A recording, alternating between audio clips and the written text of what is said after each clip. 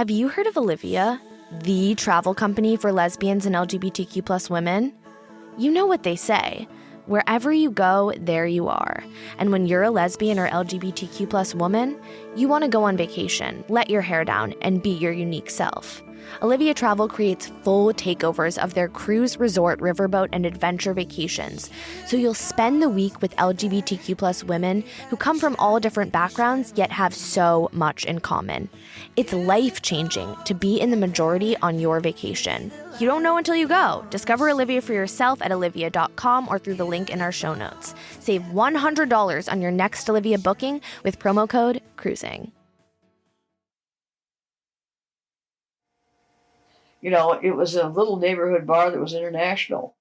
There was not a place that you could go in this world that if you said the United States, they didn't say mods, or if you said San Francisco, they didn't say mods. It was amazing. That was Rikki Streicher, owner of Mod Study and a number of other San Francisco bars between the 1960s and 1990s.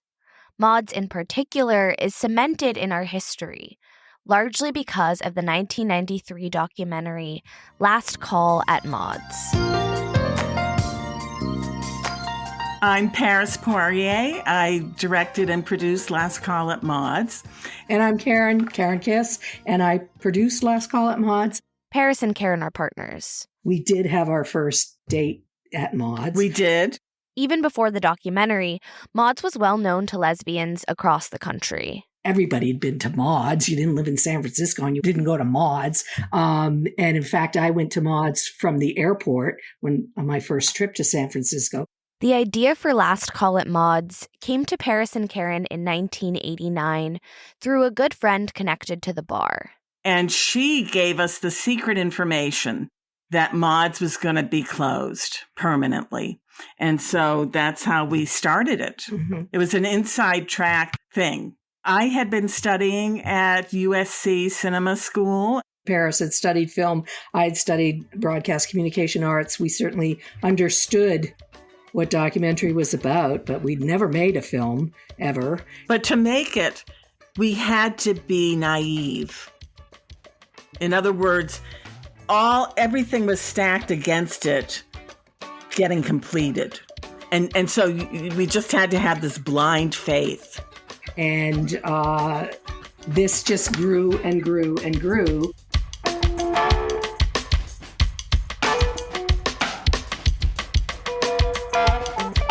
This is Cruising, a podcast about the last lesbian bars in the U.S. My name is Sarah Gabrielli, and I'm traveling to each one of them with my two friends and chosen family.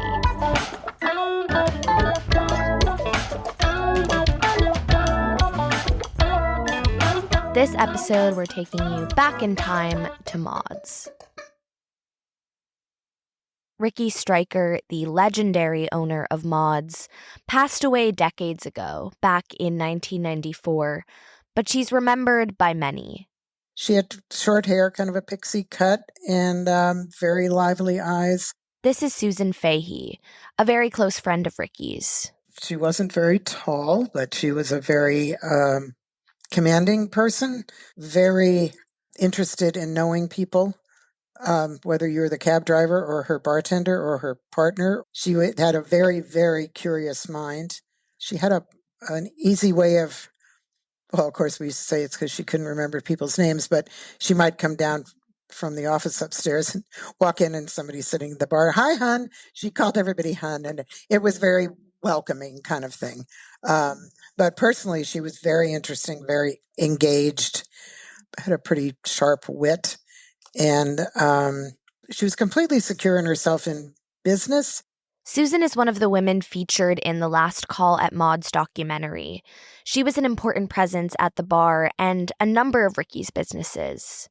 I met Rikki Streicher in 1974, and we became good friends quickly.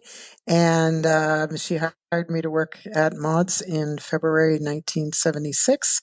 And not too long after that year, I was her manager. Then she opened Amelia's, and I was the general manager of that.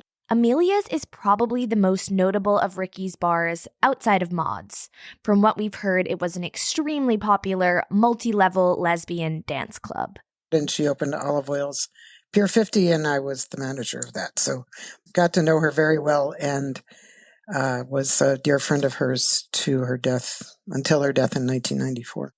Rikki Streicher was born in 1922 and grew up in Toledo, Ohio. She was raised by relatives. She did not have a relationship with her mother, and I think she always felt somewhat estranged and not like a normal home.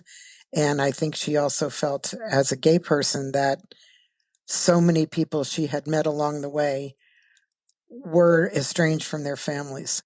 Rikki first came out to California when she was 19 years old.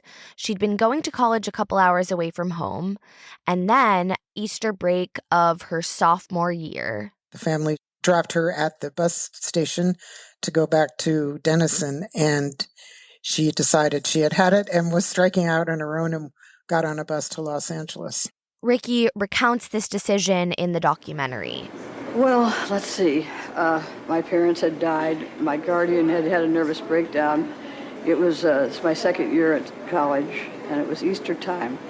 And I thought, I've just got to go. I just really had to go. I don't know why. I just felt that way. And I had not a clue about homosexuality, not a clue. I would have had to look up the word lesbian, I suppose. So I left, and I came out here on a Greyhound bus. So I wound up in Los Angeles about 11:30 one night with $12 in my pocket. Something had drawn Rikki to California, though at the time it wasn't entirely clear what. I was not a lesbian when I got here. This is Rikki on an interview tape from 1992. She's talking to historian Nan Alamilla Boyd for her oral history project, Wide Open Town, A History of Queer San Francisco to 1965. Although I always dressed in a tailored way and I wore pants whenever I could, riding breeches for days, right? Because they were always acceptable. And I went to work for this company that took pictures in all the big nightclubs, Maycombo, Florentine Gardens. So Rikki would work in the darkroom for this company, developing the photos. And there was a camera girl. I got very close with her, and she was the sort of person, she danced at the World's Fair or something, and she kept talking about her husband, the drummer, and Tommy, her husband, the drummer. And she never invited me to her home, which was a contradiction of the person that she was. And I couldn't figure it out, but it was, that's how it went. And one day she gave me some pictures to develop for her, and negatives, and I put the negatives in the enlarger, and there was something unusual. I didn't know what, but something. So I pushed the enlarger all the way up the top and went over this woman's body who was sitting on a rock up at Big Bear, but with just trunks on, no top. And I thought, this is not a man. This is just not a man. But it's got to be a man. It's Maria's husband, right? And so finally I decided that absolutely this Tommy the drummer, her husband, was not a man. That was that. So I developed the pictures for her, and I gave them to her. And I said, this is your husband? And she said, yes. And I said, Tommy? And she said, yes. And I said, Tommy's a woman? And she said, yes. I said, oh. And then I went off to think about that for a while, right? And because we're talking here real innocence. I mean, my sophistication ended at being a sorority girl. But I then came back and the next day, and she said, would you like to come to dinner? And I said, yes. No, I would. So I went to dinner, and I met Tommy, who was very nice. And, of course, being a drummer meant that she was out in all the gay places and well known. Tommy and Maria introduced Rikki to all of these gay places around Los Angeles. But it was a marvelous experience for the first time, having just discovered about lesbians and about gay, and then to walk into this bar and to see all of these women under one roof. And I remember I just sort of stood there and I looked around, and I wasn't altogether sure what I was looking at, except I knew that for me it was it, and I was home.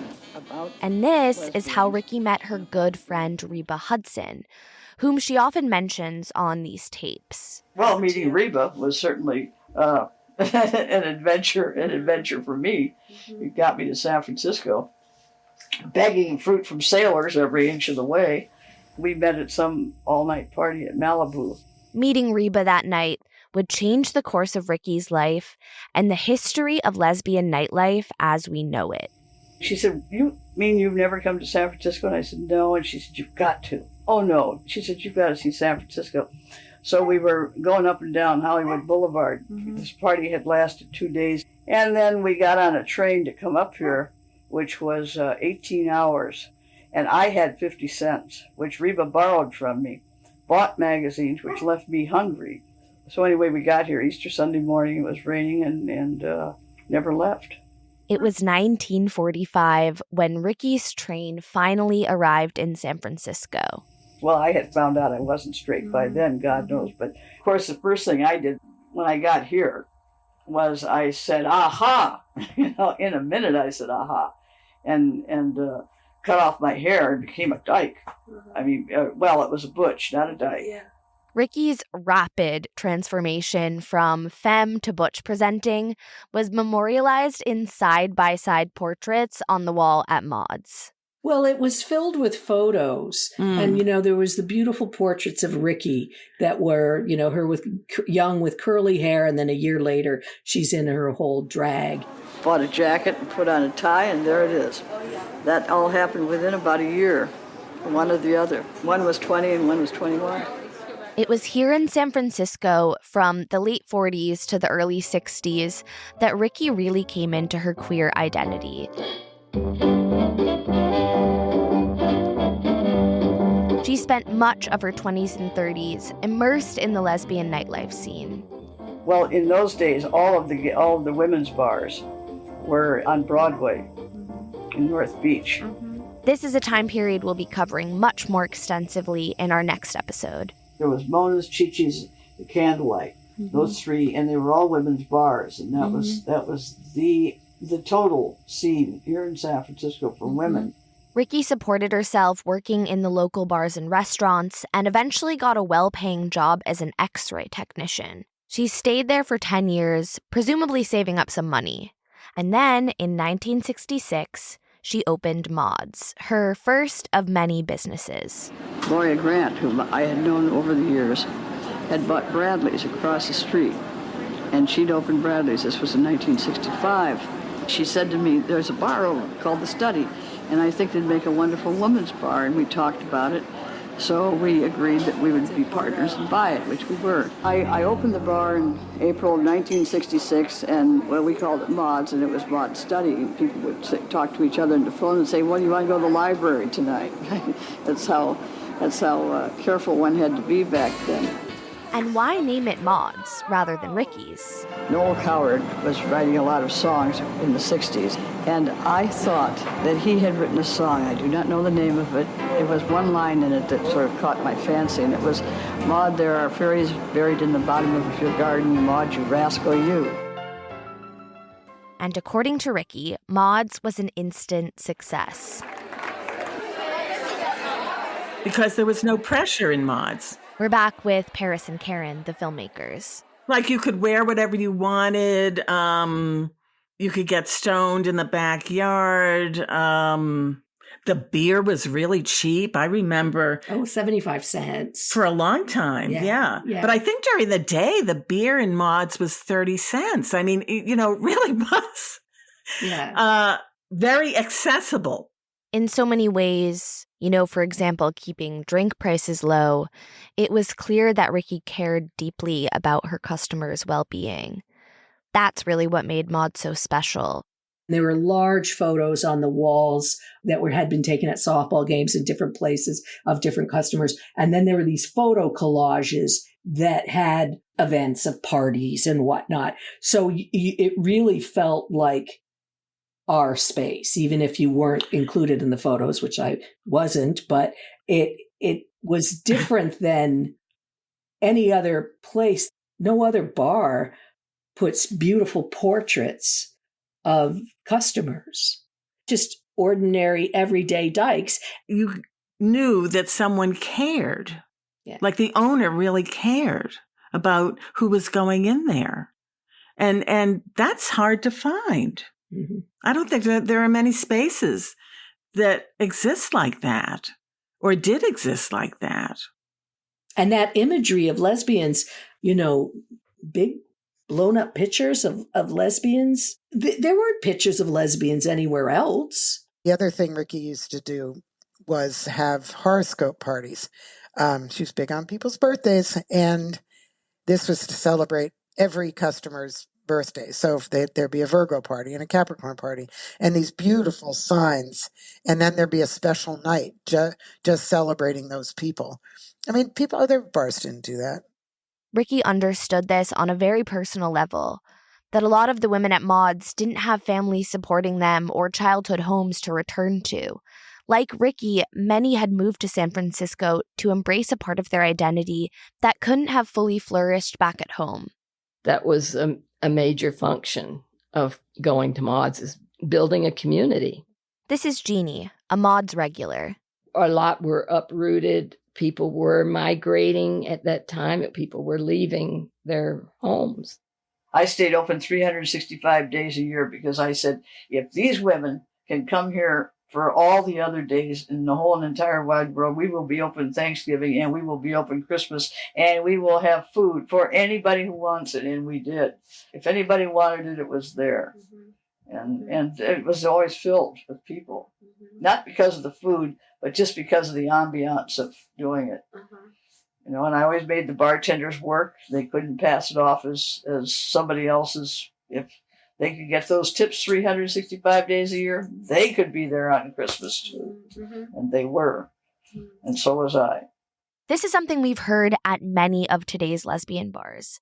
They stay open for holidays like Thanksgiving and Christmas because sadly, even today, many queer folks must choose between being themselves and familial acceptance.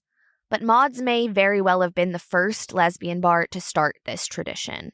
You have no place to go for Thanksgiving or Christmas because you don't have any family or you're not welcome there. Rikki Streicher would have a meal at that bar. This is Mandy Carter, a former Maud's regular and bartender. Mandy is exactly the kind of person Rikki was trying to accommodate. She was born in New York in November of 1948.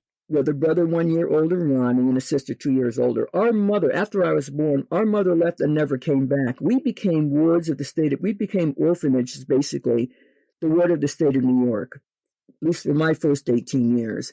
She couldn't take care of us anymore. So she literally gave us up.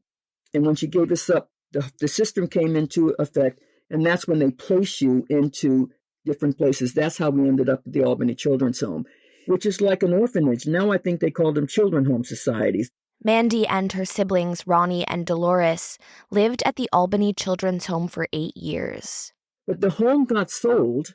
And when the home got sold, they had to figure out what do they do with these 70 or 80 children. And because we were Black, they faced me, my brother, and Dolores into a Black foster home down in Chatham Center, New York. This particular foster home usually only took in boys, but with so few Black foster families in the system, and in the interest of keeping the 3 kids together, they made an exception.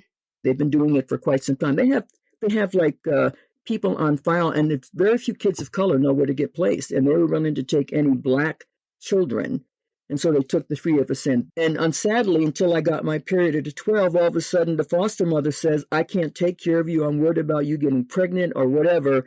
And that was the only reason. But how many other children had the same thing happen? Because she didn't. And she was like elderly, but never to have been told that. But my brother got to stay because he was a boy.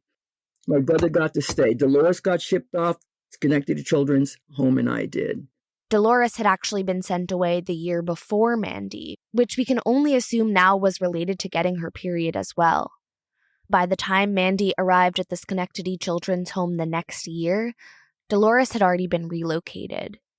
Ronnie, however, stayed with the foster family in Chatham Center, New York, and would lose contact with Mandy entirely for 50 years. If that's a policy within the social services they have no idea how destructive that is for people. So if you go Albany Children's Home, age 1 to 8, 8 to 12, Chatham Center in the Black foster family, and then 12 until 18 at the Schenectady Children's Home, which is still there. And when you age out, you age out. You're on your own, whatever you might want to end up deciding to do. That's just how the system works. At 18, after graduating high school, Mandy spent one summer in New York City. The home said, well, good luck. You're on your own. So I had $80 in my pocket, took a bus down to New York City. I knew no one, got into the Y, walked the streets of New York City, slept in Central Park. But this is 67. It wasn't just me. There was a whole number of summer. That was the summer of love in New York City.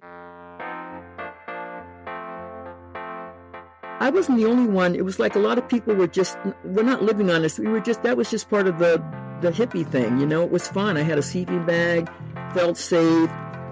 The Summer of Love refers to the hippie movement that peaked in the summer of 1967. Think music from the likes of Jimi Hendrix, the Bee Gees, Pink Floyd, and the Beatles, psychedelic drugs, anti-war, free love, bell-bottoms, and tie-dye. I could have stayed a little bit longer, but I was ready to move on. Everyone was going to San Francisco. While New York was a popular place to be during the Summer of Love, it couldn't compare to San Francisco. Over the course of the summer of 1967, hundreds of thousands of young people flocked to the West Coast. You know who else was hitchhiking out to San Francisco? Janis Joplin. Who, side note, famously spent some time at Maud's. So there was this whole kind of 60s, drop out, tune in, whatever. And a lot of people were moving, not just LGBT. It wasn't just queer people, but there were certainly a lot of us among the masses migrating to San Francisco. And by the end of the 1960s, San Francisco had gained its reputation as a gay city.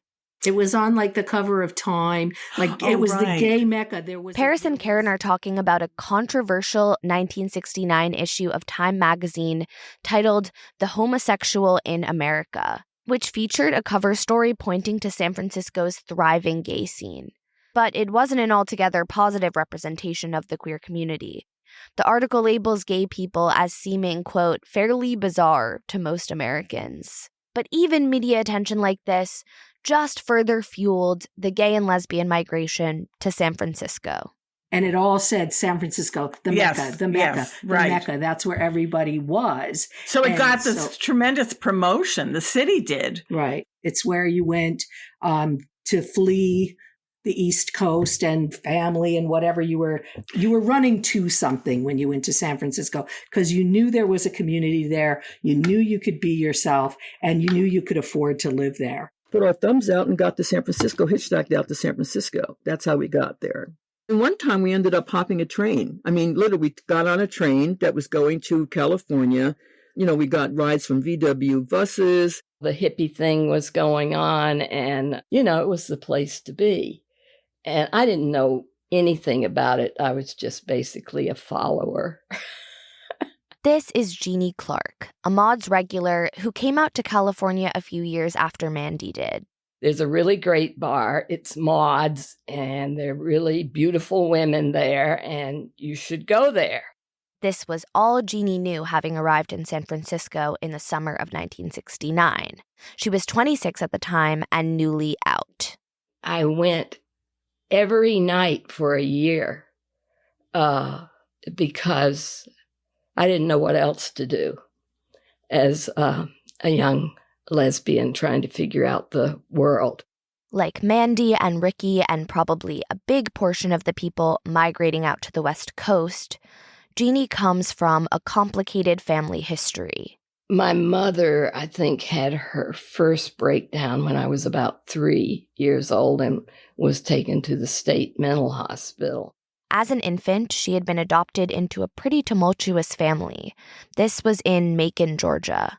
I remember her, you know, she would pull the keys out of the car and threw them out the window. And she just, you know, did not want to be locked up. You know, I think she was there for about 3 months, which is big in the life of a child.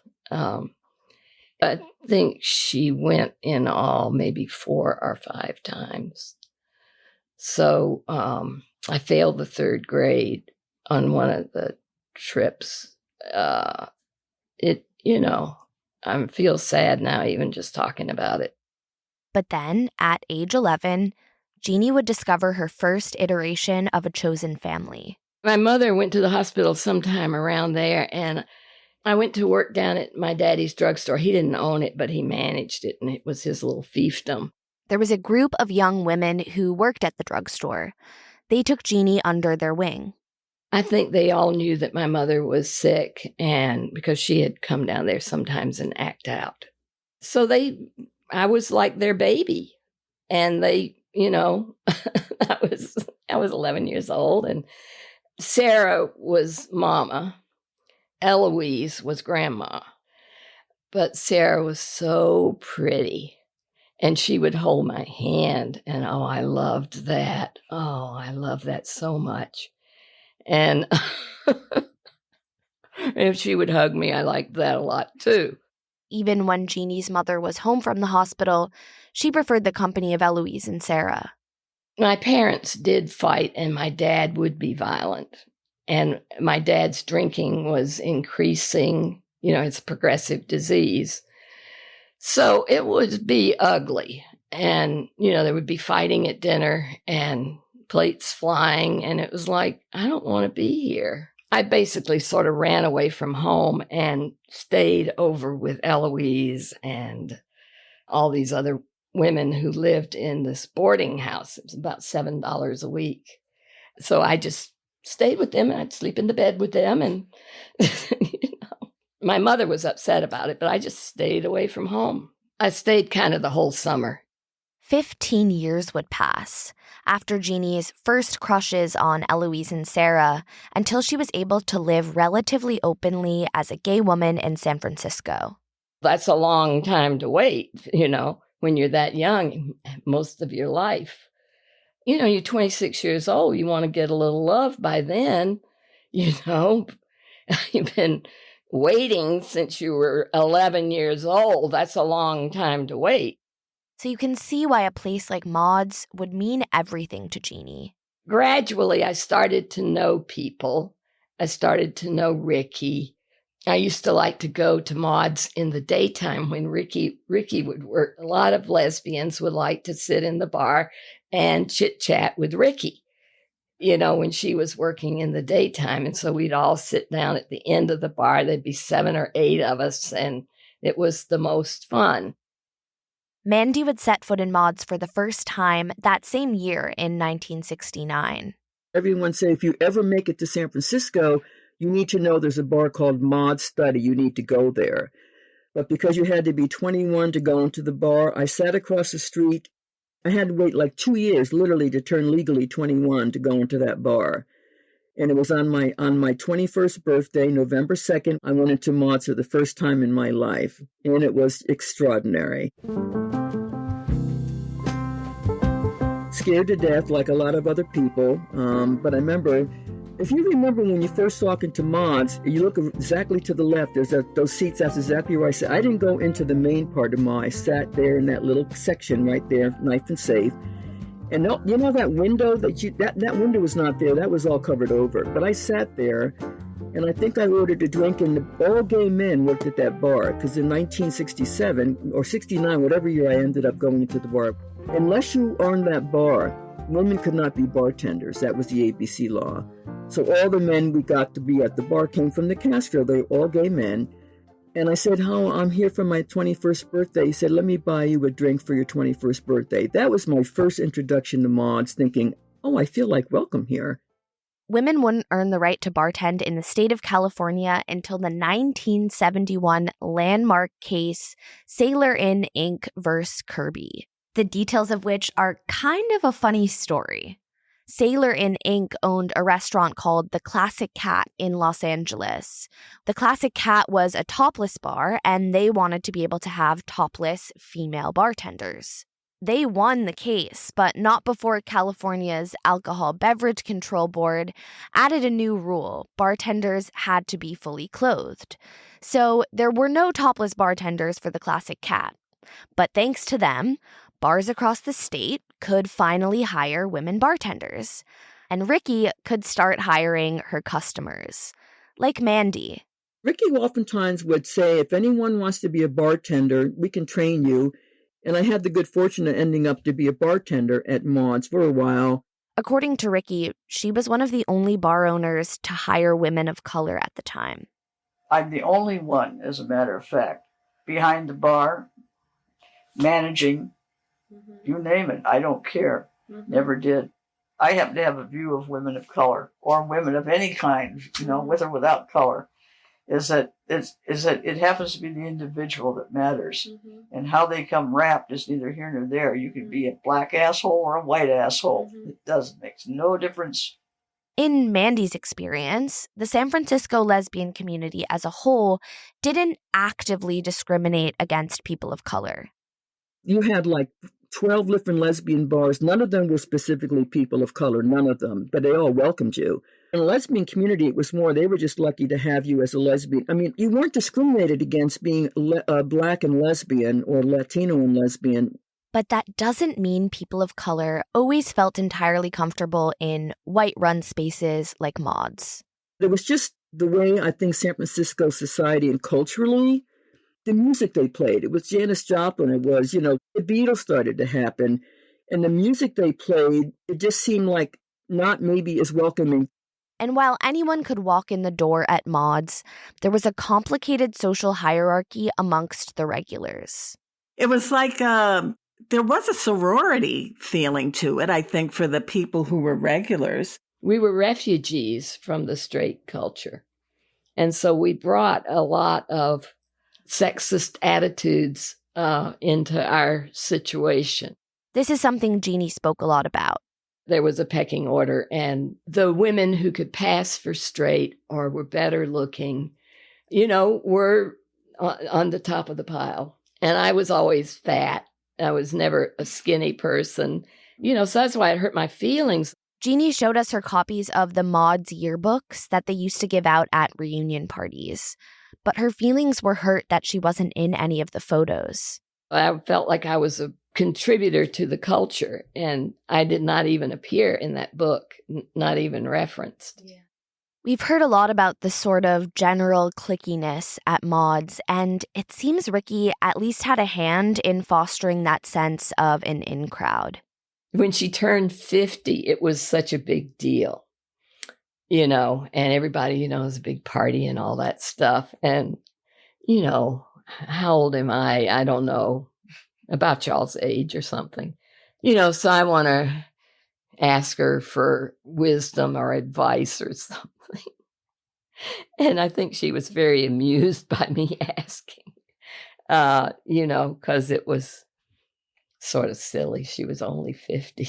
And then I says, that I wanted to be more friends. And she said, I think we ought to just leave it like it is.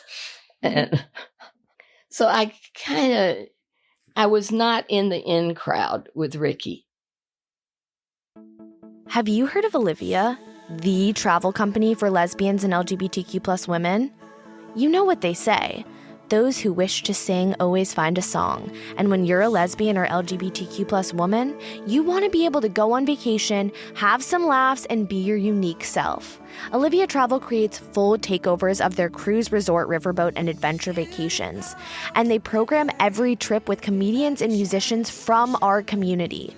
You'll laugh, you'll cry, you'll have the time of your life. Discover Olivia for yourself at olivia.com or through the link in our show notes and save $100 on your next Olivia booking when you use promo code CRUISING. The in-crowd at Maud's definitely informed the culture there. But this wasn't what would eventually prompt Jeannie and many others to leave San Francisco's lesbian nightlife scene. I mean, the whole gay community was into drugs in a big way. The women were into coke. Men were into speed. I mean, that if there's if you can generalize in such an awful way, that's the way I would generalize. But at Maud's, they really embraced this whole concept of drugs. There had been problems all along, but I didn't realize that those were consequences. Losing things or winding up somewhere that you didn't want to wind up with somebody you didn't want to wind up with. And, scary stuff. But bars were what I knew to do. Alcoholism and addiction were huge unspoken issues in the community. We didn't have any breaks. We weren't worried about getting drunk. We weren't worried about any of that. We were all doing it together. People were drinking and nobody's worried about alcoholism. When did you start worrying about alcoholism? When I was 36. A lot of women kind of disappeared and I wondered where they went. And it turned out that a lot of these women that had used to be in the bar, who had, some raucous behavior for sure, were going to AA. At age 36, a decade after moving to San Francisco, Jeannie got sober. Gay and lesbian AA was starting to ramp up, and there was starting to be a community there. And my friend Iris had been in about 4 automobile accidents, drunk driving things. So she and I talked at Maud's about going to AA. I, of course, thought Iris really has a problem. And we went that night, and Iris stopped drinking immediately. And it took me about another 5 months, but I kept going. And my dad's alcoholism was progressing. I saw what that looked like. That was very ugly. And I just didn't want that for my own life. And AA seemed to be presenting a choice, that there was a queer community there. The first unofficial gay AA groups began popping up in San Francisco at the end of the 1960s. By 1974, gay groups could be officially listed in the AA directory, and by the time Jeannie got sober in 1979, gay and lesbian AA groups had spread to cities across the country. There weren't that many queer meetings, so we would go on Monday night to the lesbian meeting, then we would go on Thursday to Berkeley, and then we would drive on Wednesday up to Mill Valley for the meeting there. So there were small meetings and we would circulate around. But then it became huge in the 80s. And I remember Rikki saying to me that all of her customers were marching down the street behind the Living Sober banner.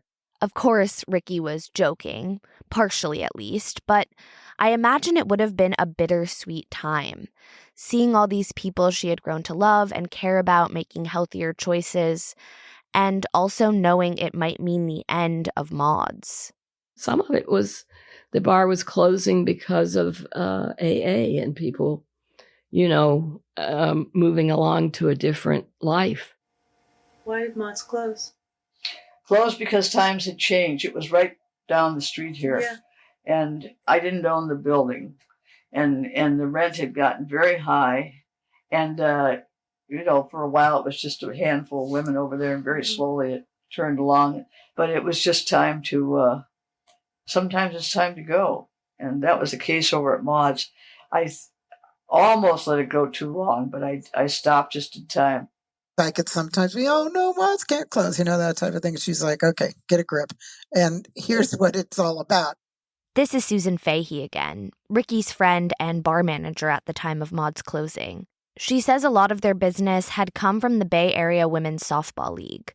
All the teams had home bars, including Maud's, and they'd always go back for drinks after the games. It was getting good income from softball and all this kind of stuff.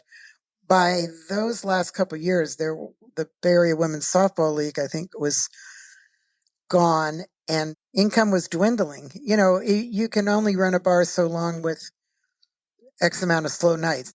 Rikki officially announced Maud's was going to close in 1989. And Paris said, oh, that's the film to make. This, as you know, is when Paris and Karen began working on their documentary, Last Call at Maud's.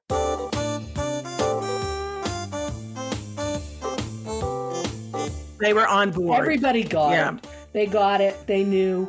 Paris was at USC, and Cheryl And Cheryl, the Cheryl cinematographer, was a regular at Maud's. Yeah, and was a student of Paris's, and she had graduated, and so they trusted Cheryl and trusted you. So they got permission to film inside Maud's during the last few days of the bar's existence in 1989. I mean, there was some pushback in terms of, we took over for 4 days, the last 4 days, and we had to have the jukebox silent, for instance, because we knew we couldn't get the rights to any music. And, so that was sort of a drag for them to deal with, but they complied. And although Rikki had agreed to have them in the bar and agreed to an interview, it would take some time for Paris and Karen to fully gain her trust. It took a lot to get her to open up her archives. Over the years, Rikki had created an extensive personal archive.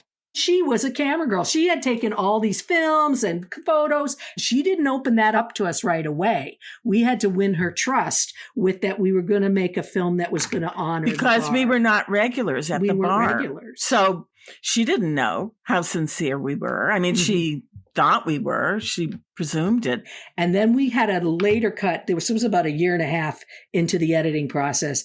And we were at Rikki's house and we showed it and it introduced into the bar. And she could see where the film was going at that point.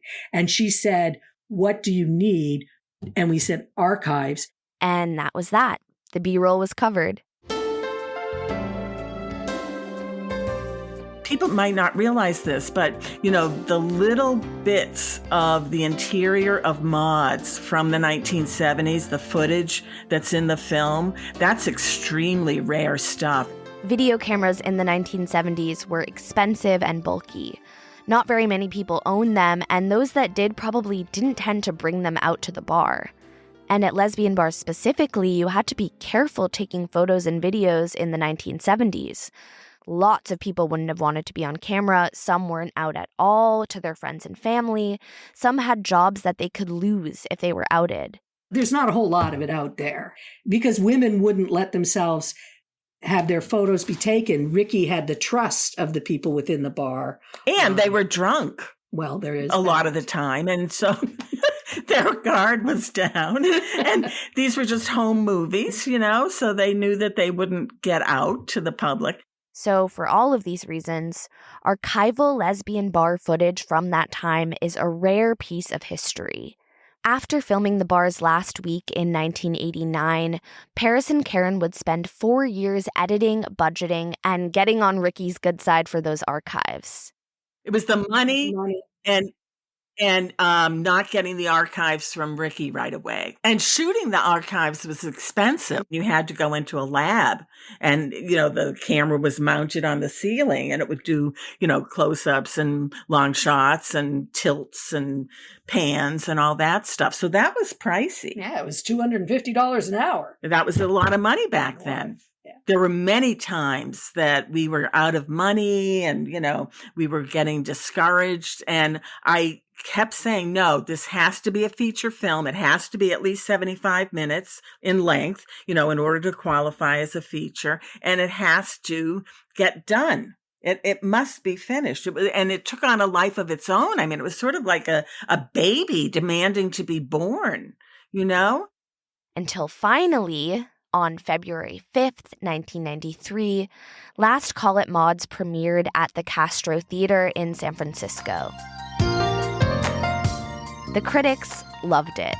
We didn't realize it at the time, but we had an automatic publicity machine in place because there were queer newspapers all across the country. And so we got free publicity because they would interview us and, show pictures from the film and that sort of thing. Review it. And review it. And so we didn't have to pay for ads. We could barely afford that. We were shortlisted for the Academy documentary.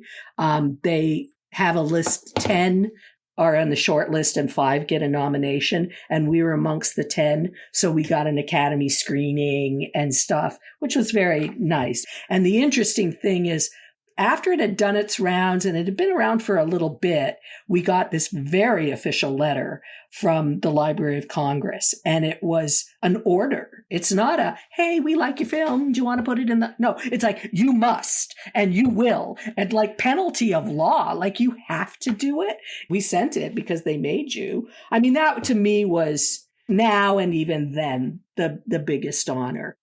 But as any artist knows, you can't please everyone. Here's Jeannie. Oh, I hated it. Really? It was just phony to me. Mm-hmm. I wanted to see our actual culture. And then they got talked into getting well-known women, lesbians, to talk, who weren't necessarily patrons of the bar. The well-known lesbians Jeannie is talking about are Del Martin and Phyllis Lyon. They were some of the founders of the Daughters of Bilitis, the country's first lesbian civil rights organization. Let's just back up a bit and say DLB got started in 1955. We did not know that there was the Mattachine Society and one incorporated. But Paris and Karen stand by their decision to include Phyllis and Del in the film. When we were putting together the cast of characters, one thing I was really adamant about, I said, we need the perspective of what bars are and bar culture, because this is bigger than just this bar closing. It's a story about, what bars have meant historically to the movement, and that has to be done by the academic. Some kind of academic voices need to be there. And so there was actually a bit of friction between Phyllis and Del, who came, and the historians, and Judy Grahn, and poet and whatnot, that they weren't Maud's regulars. They had certainly been to Maud's. Everybody had been there, but they weren't regulars of the bar. And so the regulars and the bartenders were a little suspicious of that. But really, the opinion that mattered most was Rikki's. Here's Susan Fahey again. I think she was really pleased that her little place was getting that attention. I mean, she had a sense of history, certainly, but I do think she cared about it a lot. We took a while to finish the film, and we were nervous. We wanted to make sure it was done while she was still alive and well, and she was, and I was really grateful for that. Mm-hmm. And she could really see the success. I mean, at first we were sending her all the reviews. Last Call at Maud's premiered just a year and a half before Rikki would pass away from cancer. She was diagnosed in late 1990. And turned out she had a kind of unusual form of cancer that was treatable but not curable. I mean, she had treatments, but they didn't end up really helping much. But originally when she was diagnosed, she thought she only had a year or two to live. She ended up living longer, but it wasn't like a long, slow period of decline. I noticed her appetite was getting less. That's about really the only thing I can see, that her humor stayed good. I could see some days she was more tired than others, except before the end, she went into a semi-coma. In the end, Susan, along with Rikki's partner, Mary Sager, were by her side every day. Rikki passed on August 21st, 1994, at the age of 68. Here's Mandy. We were really good friends, and I was devastated when Rikki passed. But I remember one of the things she did, I remember one of the last trips I took to San Francisco, the bar at Maud's, what used to be the old bar, she had chopped up and made into these wonderful, it says like Last Call at Maud's, it's part of the bar with a plaque on it. I have it here somewhere. And she gave those out as gifts. The plaques read, it was the best of times, it was the worst of times. It was our time. That quote on the plaque basically was how her philosophy was. And they have a number of tributes to her at right in front of the Castro Theaters. There's like a marker that says Rikki Streicher, and there's something at the LGBTQ Museum, which is not far around the corner, I think, on 18th Street. So there's ways to remember her and her legacy. When we talked to Jeannie, she read aloud some words Rikki had written for Maud's 20th anniversary party. Welcome to Maud's 20th anniversary. Isn't it amazing? In 1966, a good many of you said you were 21 and older. In 1986, all of you claimed to be 35. It just proves that there have been many nights at Maud's when time has, in fact, stood still.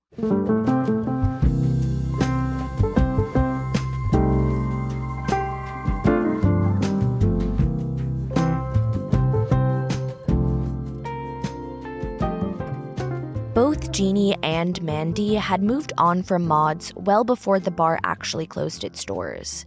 Mandy to move to North Carolina in 1982, and Jeannie to get sober back in 79. And both women would spend their post-Maud's days searching for biological family. Oh, it was a long search.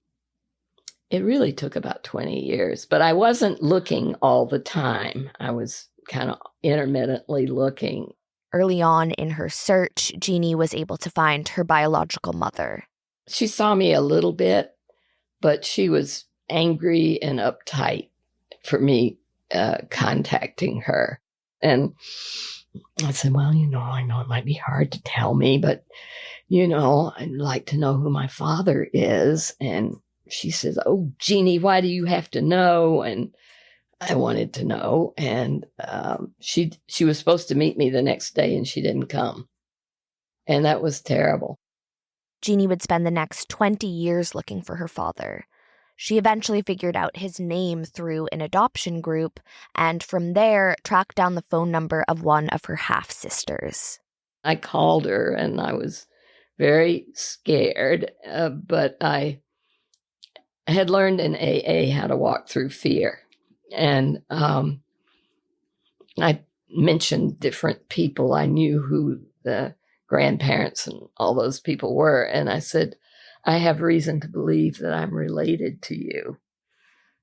And then I had been told, be quiet and see what they do. And she asked me if I was all right, which was very sweet. And so then I knew it was going to be safe to go ahead and roll out my little story about a nurse who went to Rex, who was in training at Rex Hospital right next to the campus where our dad went to school, and he was a little horn dog. And they knew that he was a little horn dog and a womanizer. And so they're not completely shocked. Later, she said, well, we were afraid a whole family would show up. Jeannie was too late to meet her horny dad. He died years earlier, but not too late to form meaningful bonds with the family she had left. I am very close with my nephew. His mother, my half-sister, died when he was 14. And I had already been focused on making a relationship with him from the time he was 4 when I met him.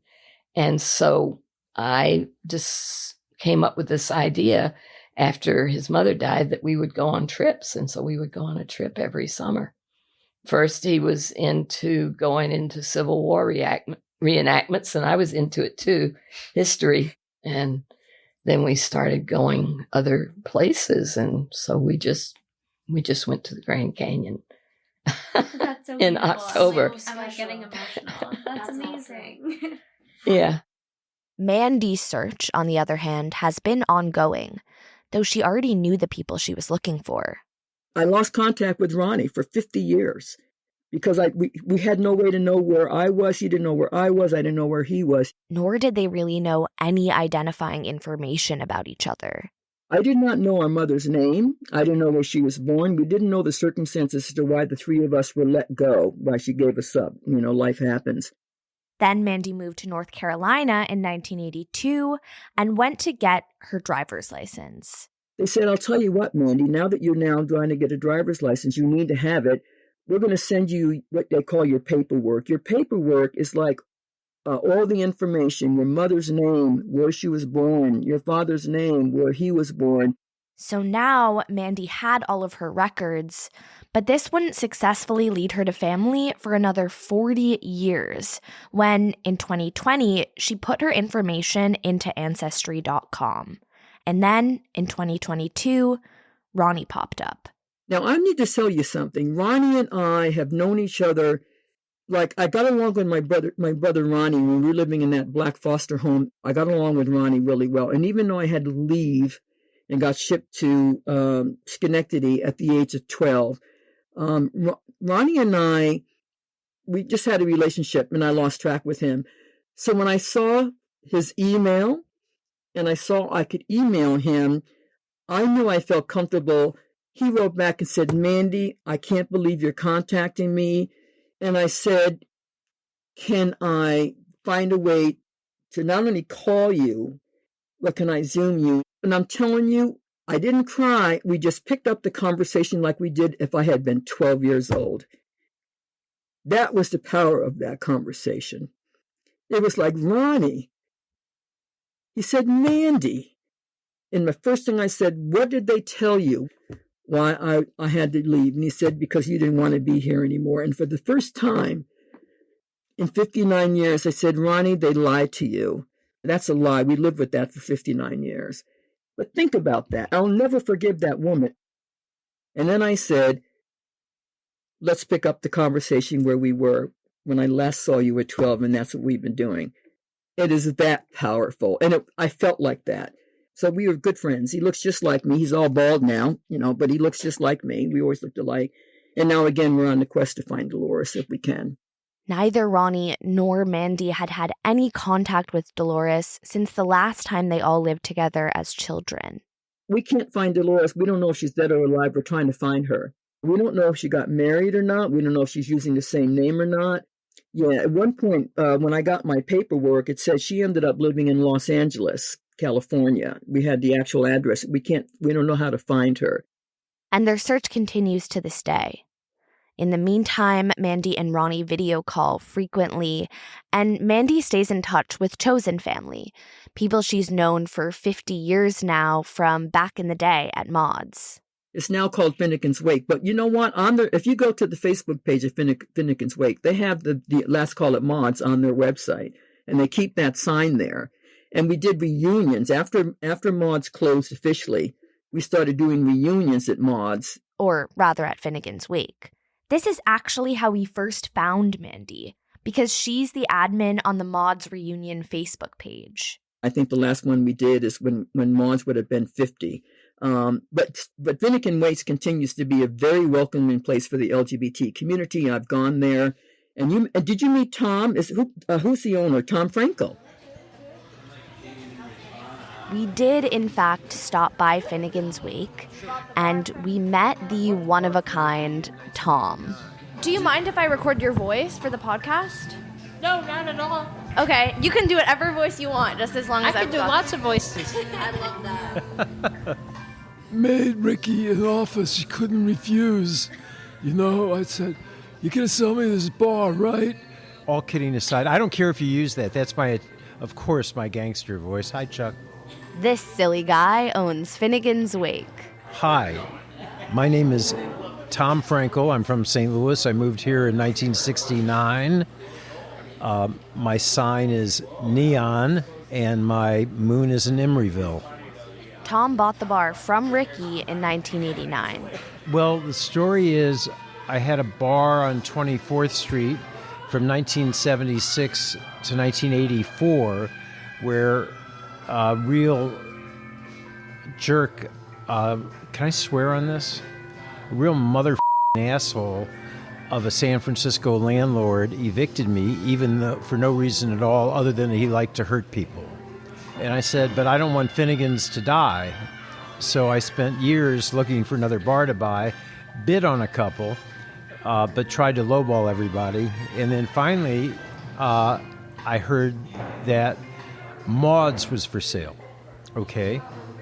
So Rikki was using an agent because she was actually sick at the time, but I met her, we talked, we got along well.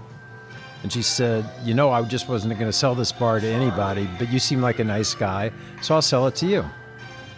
And I said, that's terrific. As fun as Tom is, I was curious to know why Rikki sold to him, rather than someone opening a gay bar who would more likely keep the spirit of mods alive. She'd had a bunch of offers on the bar, but she wouldn't sell it to people. She thought that the lesbian bars were pretty much dead because of the clean and sober movement. She didn't care what kind of bar it turned into as long as it was a friendly neighborhood bar.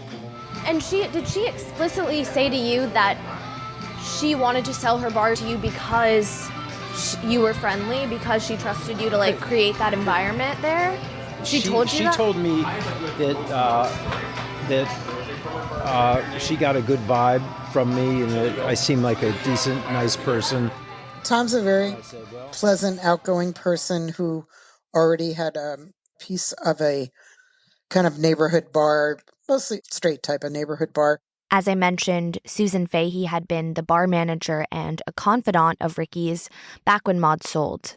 He wasn't looking to make it something else. I think Rikki was pleased that he liked the idea of it being a neighborhood bar. They just got along. Obviously, he must have been willing to pay whatever price she wanted. Funny enough, Tom says he couldn't actually afford it at the time. I said, well, I promise you that you won't regret it. Can you loan me $50,000? And she burst out laughing, but I paid it off right as soon as I could. And so she did loan you the money to buy it? Oh, yeah, but I had put my house up in it as a guarantee. It sounds kind of unbelievable that Rikki would have chosen to sell the bar to someone who didn't even have all the money to buy it, especially when she had all these other offers. But it wasn't about the money for Rikki. It wasn't even about the community. It was about community, period. She was really about the community. It wasn't just having a bar you can go get a drink and, whatever.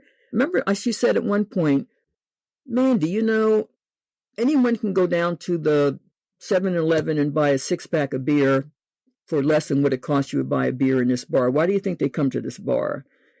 And then she said they come here because it's community. They come here because you can call it a place to call home. You feel safe.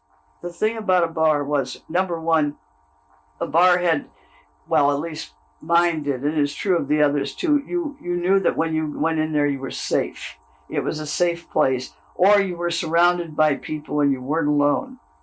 And in that way, Tom has kept the mod spirit alive. Something we witnessed in real time just in the way he treated us. I'm a very friendly person. And so this is how I am. I'm like this all the time. Unless there's a need to be different. But this is my modus operandi, and of course everybody's welcome because I'm not a person who wants anybody to be kept out of my places except for assholes and jerks. There are still some physical remnants of mods throughout the bar. A red phone booth that now houses an ATM, the original mod sign which the bartender happily pulled out of storage to show us. And, of course, one of the mod's plaques, the ones that Mandy mentioned, that Rikki had made out of pieces of the original bar, inscribed with her own words. R.I.P. mods. It was the best of times, it was the worst of times. It was our time.